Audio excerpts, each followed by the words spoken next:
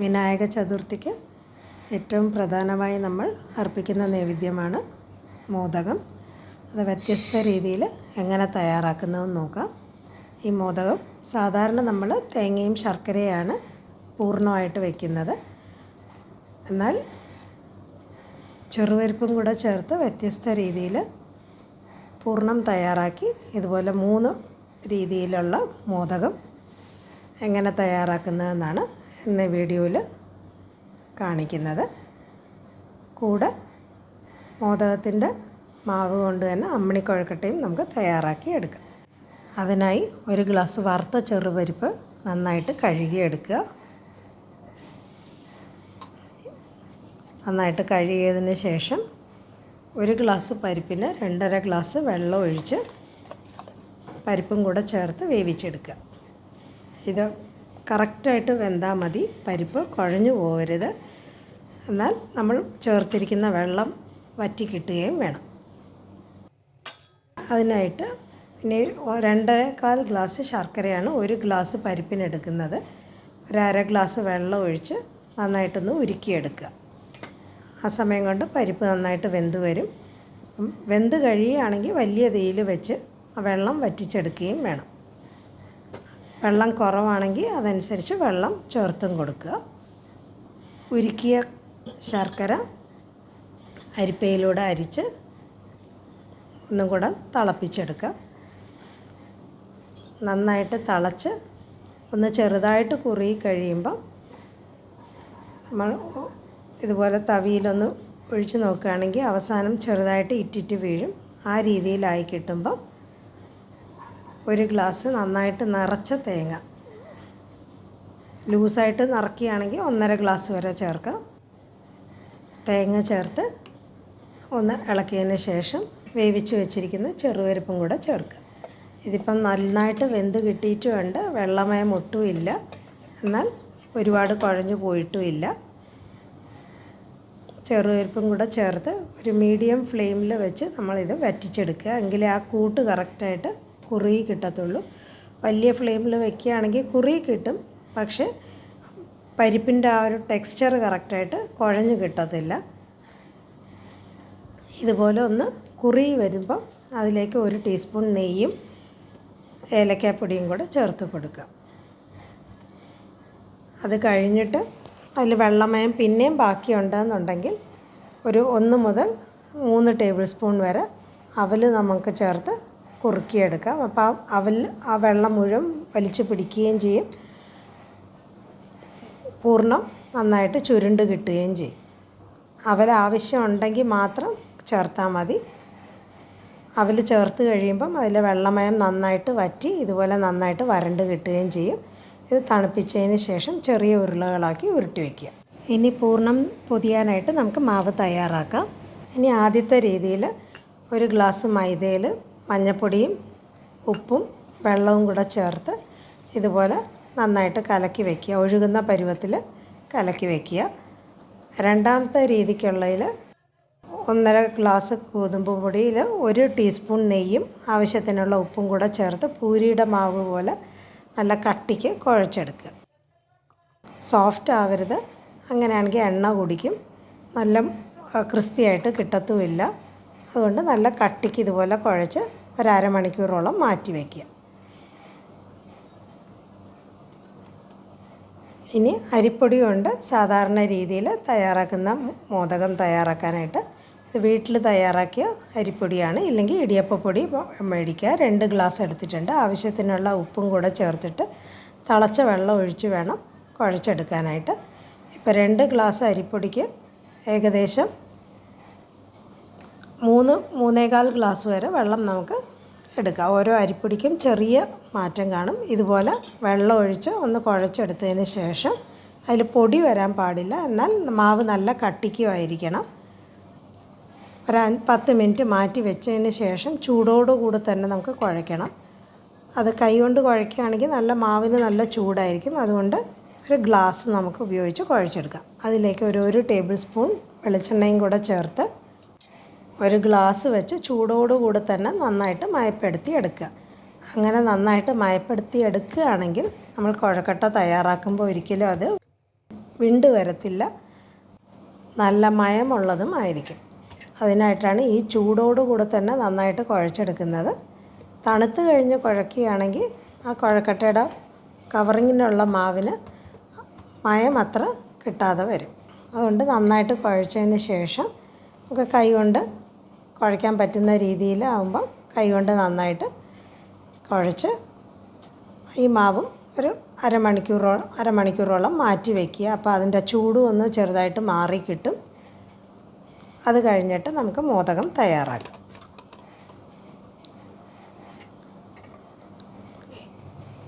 ഈ സമയം കൊണ്ട് നമ്മൾ തയ്യാറാക്കി വെച്ചിരിക്കുന്ന പൂർണ്ണം നന്നായിട്ട് തണുത്ത് കാണും.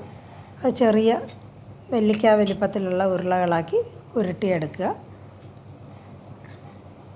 ഈ രീതിയിൽ പൂർണ്ണം തയ്യാറാക്കി ഒന്ന് മോദകം തയ്യാറാക്കി നോക്കുക. ഈ മോദകം ഞങ്ങളുടെ കോളനിയിലുള്ള അമ്പലത്തിൽ തിരുമേനിയുടെ റെസിപ്പിയാണ്. തിരുമേനി പറഞ്ഞു തന്നതനുസരിച്ച് തയ്യാറാക്കിയെടുത്ത പൂർണ്ണമാണ് ഇത്. വളരെ സ്വാദിഷ്ടവുമാണ്. ഇനി 3 വ്യത്യസ്ത രീതിയിലുള്ള മോദകം എങ്ങനെ തയ്യാറാക്കുന്നതെന്ന് നമുക്ക് കാണാം. ഇത് ആദ്യത്തെ രീതിയിൽ അരി വെച്ചിട്ടുള്ള മോദകം ഇത് സാധാരണ ഷേപ്പ് കൊടുക്കാതെ പ്ലെയിനായിട്ടാണ് തയ്യാറാക്കി എടുക്കുന്നത്. ഇപ്പം മോദകത്തിന് ഷേപ്പ് വേണമെന്നുണ്ടെങ്കിൽ വേറെ വീഡിയോ നേരത്തെ അപ്ലോഡ് ചെയ്തിട്ടുണ്ട്. അതിൻ്റെ ലിങ്ക് ഡിസ്ക്രിപ്ഷൻ ബോക്സിൽ ഷെയർ ചെയ്യാം. ഇത് പ്ലെയിനായിട്ട് ഇതുപോലെ കയ്യിൽ ശകലം വെളിച്ചെണ്ണ തൂവിയിട്ട് മോദകം ഇതുപോലെ ഷേപ്പ് ചെയ്ത് എടുക്കുക. ഇതുപോലെ തന്നെ ബാക്കിയുള്ള മോദകവും തയ്യാറാക്കി ഇഡ്ഡലി പ്ലേറ്റിൽ വെച്ച് ഒരു 15 മിനിറ്റോളം ആവി കയറ്റി എടുക്കുക. വെള്ളം തിളച്ചിട്ട് വെച്ചതിന് ശേഷമാണ് 15 മിനിറ്റ് പറയുന്നത്. ഇനി മോദകം തയ്യാറാക്കി കഴിഞ്ഞ് ബാക്കിയുള്ള മാവ് ഇതുപോലെ വരികയാണെങ്കിൽ അത് വെച്ച് നമുക്ക് അമ്മിണിക്കൊഴുക്കട്ട തയ്യാറാക്കി എടുക്കാം. ഇതുപോലെ ചെറിയ ഉരുളകളായിട്ട് ഉരുട്ടിയെടുത്ത് ആവി കയറ്റി എടുക്കുക. അതിന് ശേഷം അതൊന്ന് താളിച്ചെടുക്കുകയും ചെയ്യാം. ഇതുപോലെ ചെറിയ ഉരുളകളാക്കി ഇഡ്ഡലി തട്ടിൽ വെച്ച് ആവി കയറ്റി വേവിച്ചെടുക്കുക. ഒരു 15 മിനിറ്റോളം വേവിച്ചാൽ മതി. ആദ്യത്തെ പൂർണ്ണം നിറച്ച കുഴക്കട്ട ഇതുപോലെ ആവി കയറ്റി എടുത്തിട്ടുണ്ട്. അടുത്തതായിട്ട് അമ്മിണി കുഴക്കട്ടയും ആവി കയറ്റി എടുക്കുക. ഒരു 15 മിനിറ്റോളം ആവി കയറ്റി എടുത്താൽ മതി. നന്നായിട്ട് വെന്ത് കിട്ടുകയും ചെയ്യും. ഇത് നല്ല മയമുള്ള കുഴക്കട്ടയായിരിക്കും. നമ്മൾ ചൂടോടുകൂടെ തന്നെ മാവ് നന്നായിട്ട് കുഴച്ചെടുത്തിട്ടുള്ളത് കൊണ്ട്. ഇപ്പോൾ പൂർണ്ണമായാലും ആ കുഴക്കട്ട നന്നായിട്ട് വെന്ത് വന്നിട്ടുമുണ്ട്, എന്നാൽ അതിൽ വിള്ളൽ വന്നിട്ടുമില്ല. ഇതുപോലെ ഉതിർത്തിയെടുത്തതിന് ശേഷം അത് താളിച്ചെടുക്കുന്നത് എങ്ങനെയാണെന്ന് നോക്കാം. ഗോതമ്പ് മാവ് കൊണ്ടിട്ടുള്ള പൂർണ്ണം കുഴക്കട്ട, ഇത് പൊരിച്ചെടുക്കുന്ന കുഴക്കട്ടയാണ്. ചെറിയ ഉരുളകളാക്കി പൂരിയുടെ വലിപ്പത്തിലുള്ള ഉരുളകളാക്കി ഉരുട്ടി അതിൽ നെയ്യ് ചേർത്തിട്ടുള്ളത് കൊണ്ട് പൊടി തൂവി നമുക്ക് പരത്തണ്ട. അല്ലാതെ തന്നെ നല്ല കനം കുറച്ച് പരത്തിയെടുക്കുക. ഇതുപോലെ നടുക്ക് പൂർണ്ണം വെച്ചതിന് ശേഷം ഇതുപോലെ അരിക് യോജിപ്പിച്ചെടുത്ത് ഒരു പൂവിൻ്റെ ആകൃതിയിൽ തയ്യാറാക്കി എടുക്കുക. അതിൽ വിടവൊട്ടും ഇല്ലയെന്ന് ഉറപ്പ് വരുത്തുക. ഇല്ലെങ്കിൽ പൊരിച്ചെടുക്കുമ്പം അത് തുറന്ന് അകത്തുള്ള പൂർണ്ണമെല്ലാം എണ്ണയിൽ വരും. ഇതുപോലെ തയ്യാറാക്കിയ മോദകം മീഡിയം ചൂടുള്ള എണ്ണയിൽ വേണം പൊരിച്ചെടുക്കാനായിട്ട്. എന്നിട്ട് ഫ്ലെയിം ഏറ്റവും ചെറിയ രീതിയിൽ വെച്ചിട്ട് നല്ല ബ്രൗൺ കളർ ആവുന്നത് വരെ പൊരിച്ചെടുക്കുക. എങ്കിലേ ഇത് കറക്റ്റായിട്ട് ക്രിസ്പി ആയിട്ട് വരത്തുള്ളൂ, നല്ല ഗോൾഡൻ കളർ കിട്ടുകയും ചെയ്യത്തുള്ളൂ. ഇതുപോലെ നന്നായിട്ട് ഒച്ച അടങ്ങുമ്പം നല്ല കളറും കിട്ടും മോദകത്തിന്. കോരി മാറ്റി വെച്ചിട്ട് ബാക്കിയുള്ളതും ഇതുപോലെ തന്നെ പൊരിച്ചെടുക്കുക. ഇങ്ങനെ പൊരിച്ചെടുക്കുമ്പോൾ നല്ല ക്രിസ്പി ആയിട്ട് നമുക്ക് കിട്ടും തണുത്തതിന് ശേഷം. വലിയ തീയിലാണെങ്കിൽ കളറും വരുമെന്നേ ഉള്ളൂ, എന്നാൽ അത്ര മുരുമുരുപ്പ് നമുക്ക് കിട്ടത്തില്ല. ചെറിയ ഫ്ലെയിമിൽ വെച്ച് തന്നെ പൊരിച്ചെടുക്കുക. അടുത്ത ബാച്ചും ഇതുപോലെ തന്നെ പൊരിച്ചെടുത്ത് കോരി മാറ്റി വയ്ക്കുക.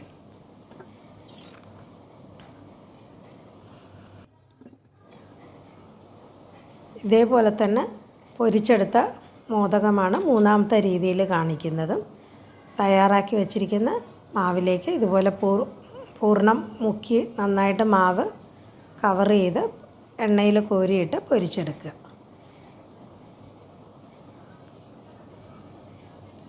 മാവ് നന്നായിട്ട് കവർ ചെയ്തിട്ട് വേണം എണ്ണയിൽ ഇടാനായിട്ട്, ഇല്ലെങ്കിൽ പൂർണ്ണം എണ്ണയിൽ കലങ്ങിപ്പോവും. ഇതും ഒരു മീഡിയം ഫ്ലെയിമിൽ വെച്ച് വറുത്ത് കോരി എടുക്കുക.